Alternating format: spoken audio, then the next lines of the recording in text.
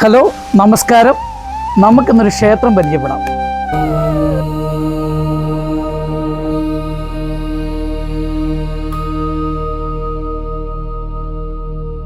രാമായണം, രാമൻ്റെ അയനം, അതായത് രാമൻ്റെ യാത്ര.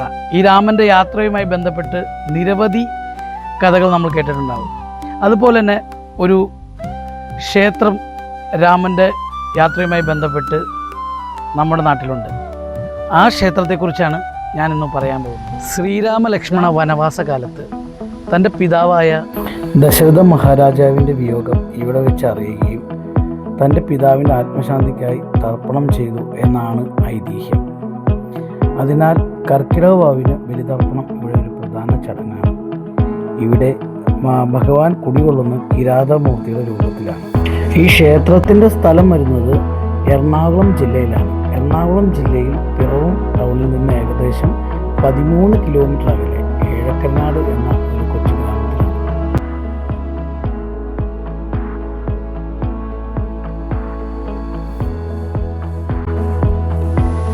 പടിഞ്ഞാറ് ദിശയിലേക്ക് ഒരേ പീഠത്തിൽ ശിവനും പാർവതിയും ദർശനം നൽകുന്ന കേരളത്തിലെ ഒരേ ഒരു ക്ഷേത്രമാണ് തിരുവേലി ശ്രീ മഹാദേവ ക്ഷേത്രം. സ്വയംഭൂവായ ഉമാമഹേശ്വര ക്ഷേത്രമാണിത്.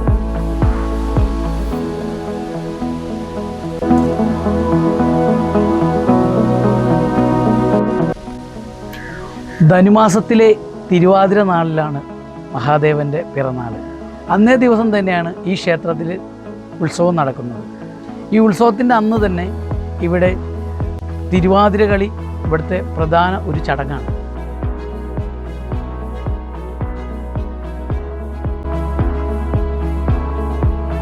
ക്ഷേത്രത്തിന് വേറൊരു പ്രത്യേകത ഉണ്ട്. ഈ ക്ഷേത്രത്തോട് ചേർന്ന് തന്നെ അടിപൊളി ഒരു വെള്ളച്ചാട്ടം.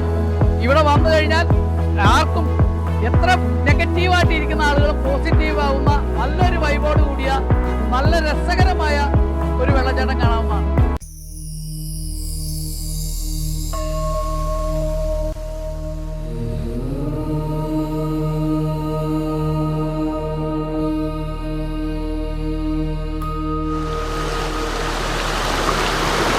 ഏഴക്കനാടെന്ന ഈ കൊച്ചു ഗ്രാമത്തിൻ്റെ വിശേഷങ്ങൾ ഇവിടെ തീരുന്നില്ല. അടുത്ത വിശേഷമായിട്ട് അടുത്ത വീഡിയോയിൽ കാണാം. അതുവരെ ബൈ.